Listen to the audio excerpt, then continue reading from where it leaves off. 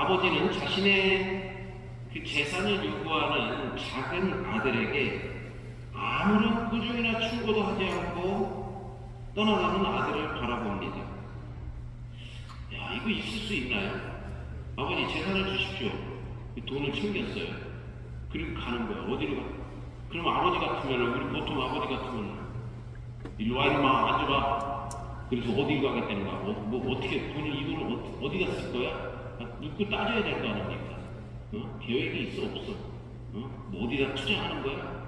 뭐 물어볼 텐데, 오늘 이 말씀에는 묻지도 따지지도 않고 그냥 돈을 달래니까 줬어요.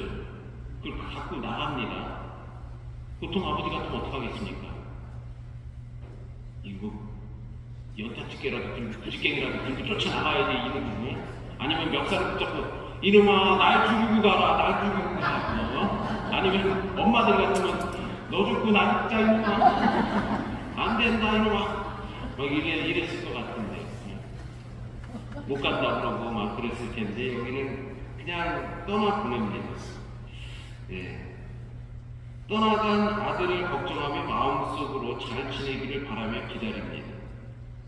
뭐 어떻게 그런 표현은 없지만 어쨌든 그냥 말없이 아들을 보냈고, 아들은 좀 멀리 간 것 같아요. 뭐 돼지 치는데 가서 그 돼지가 먹는 열매로라도, 이스라엘에서는 그 돼지는 부정한 음식이기 때문에 요 예루살렘 안에서는 돼지를 치거나 뭐 이러지 않았단 말이에요. 어디 좀 멀리 좀 이방인들 사는 지역 아니면 다른 나라까지 멀리 간 것 같은데, 거기서 이제 뭐 굶어 죽게 되니까 다시 이제 아버지 집으로 돌아왔단 말이에요.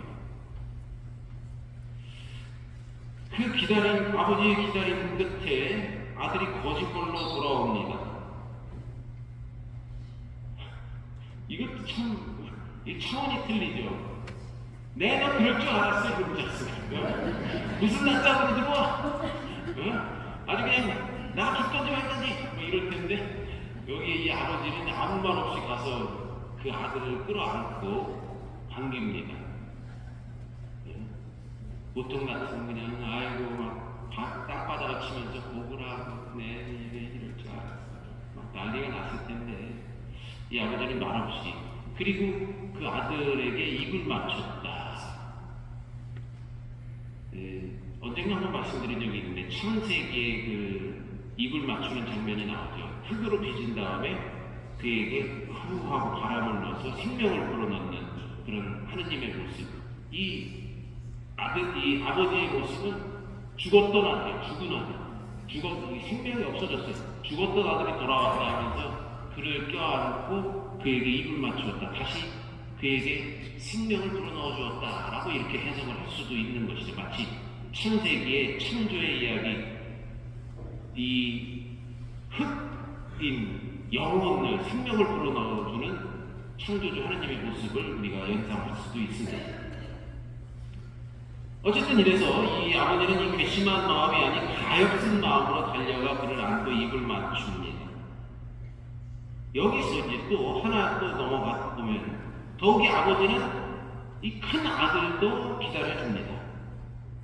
큰 아들은 아우와 달리 아버지를 섬기며 순종하고 최선을 다했음에도 자기 몫으로 아무것도 돌아오지 않아 서운해합니다.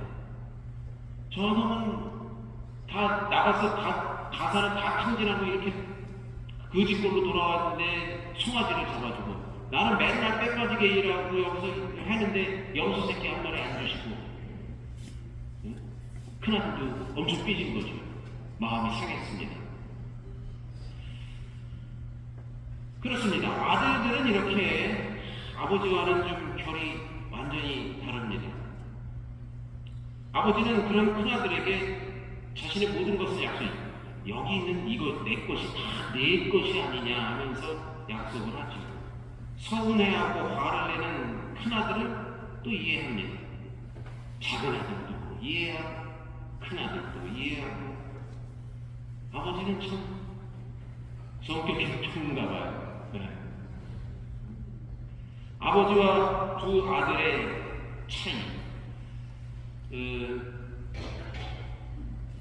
좀 뭐 한마디로 얘기하면 기다립니다. 순종과 불순종의 문제가 아니라 아버지와 함께 있는가 있지 않은가에 대한 문제가 또 아닙니다. 아들들은 기다리지 않습니다. 아들들은 돈을 달라고 해요. 그리고 바로 또 기다리지도 않아요. 그냥 또 나갔어요. 네. 아버지는 그냥 말없이 앉아서 기다립니다. 큰아들도 뭐 열심히 일했고 큰아들은 좀 삐졌어요. 마음이 상했어요. 그래도 큰아들을 좀 달래면서 역시 또 큰아들을 기다립니다. 언제나 기다리는 아버지의 모습과 기다림이 없는 그런 이 두 아들들이 대조를 이루죠. 이 자비로움은 바로 기다리는 것이다. 아버지는 기다리고, 그래서 아버지는 자비롭고, 아들들은 기다림이 없고, 나와 맞지 않고 내가 이해할 수도 없지만 조금만 기다려보는 지혜를 가질 때 우리는 자비로우신 하느님 아버지처럼 사람들을 바라볼 수 있지 않을까. 글쎄요, 저도 이렇게 보면 승질이 좀 급한 것 같아요. 못 기다려요. 네. 아유, 그냥 답답하면, 아이고, 그냥 환자, 아유, 죽겠네, 정말 무섭지. 네? 글쎄요, 아직 젊어서 그럴까요? 이제 아버지 그러면 이제 연세가 있으시고 이런 분들은 많은 경험을 통해서 좀 기다림과 넉넉함, 여유로움이 많이 있으신 거죠. 아마 여기 계신 우리 교우 여러분들도 그러실 것 같아요. 그렇습니다. 나와 좀 맞지 않고 나와 결이 다르고 이해할 수 없는 부분들이 많이 있지만 묵묵히 기다림, 거기서 바로 자비가 시작되는 것이 아닐까. 그것이 바로 아버지의 마음이 아닌가. 이렇게 아들과 아버지의 모습을 좀 비교해 봅니다.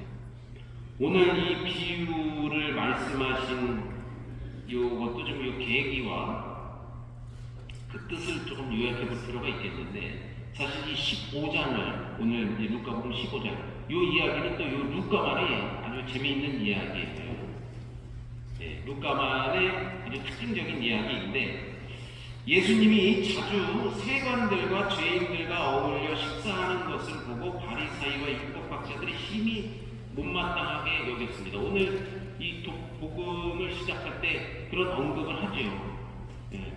아유, 저 죄인들하고만 먹고, 세리한 분들만 먹고 마시고, 율법학자들이 예수님을 봤을 때 그렇단 말이에요. 요거를 이 관점에서 보면 어느 정도 이 작은 아들과 큰 아들의 이야기도 좀 이해가 됩니다. 그래서 못마땅해 하는 이 율법학자들에게 세리하고 죄인하고만 어울리고 아유 예수님 뭐 이렇게 투덜거리는 사람들한테 비유를 이제 하나씩 들어가며 말씀을 하신단 말이에요. 오늘 이 큰아들 작은아들 이 비유 이전에 그 답변으로 잃은 양을 되찾고 기뻐하는 목자의 비유를 먼저 들려주십니다. 99마리는 그냥 두고 잃은 양 한 마리를 찾아서 간다. 여기 99 바리사이 율법학자들, 잘 사는 사람들 그냥 그 양들은 좀 두고 세리, 죄인, 이 잃은 양을 찾아오고 기뻐하는 목자의 비유를 먼저 이야기를 하고, 그래서 또 뭐 좀 투덜투덜 또 거리니까 잃었던 은전 하나를 찾고 기뻐하는 그러한 여인의 이야기를 또 들려주십니다. 은전 10개가 있었는데 하나가 없어져갖고 온 집안을 다 쓸고 찾은 다음에 기뻐하는 그 여인의 아유 나와 함께 좀 기뻐해 주십시오. 이 잃었던 은전을 찾았습니다 하면서 기뻐하는 여인의 이야기를 해주고, 그 다음에 그리고 오늘 잃은 아들을 되찾고 기뻐하는 아버지의 비유를 이 율법학자와 바리사이들에게 들려주는 것이죠. 작은 아들과 큰 아들의 모습과 그들을 대하는 아버지의 모습에 역점을 두면서 이야기를 들려주고 있습니다.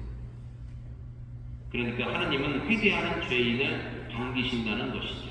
어찌 보면 바리사이와 율법학자들은 큰아들 쪽에 좀 이렇게 그 위치라고 볼 수 있겠죠.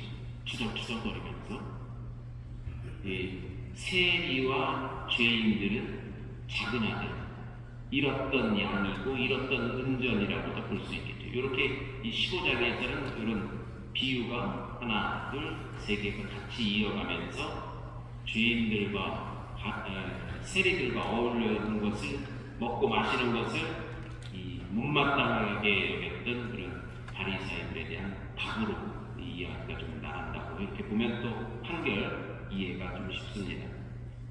율법학자와 그러나 분명한 것은 율법학자와 바리사이들도 주님과 함께하는 이 기쁨에 함께해야 한다는 것을, 내 것이 다 내 것이 아니냐, 뭘 그렇게 투덜거리고 뭐 입이 이렇게 삐쭉 나와갖고 삐져갖고 있느냐, 이렇게 이야기가 마무리된다고도 이렇게 볼 수 있겠죠.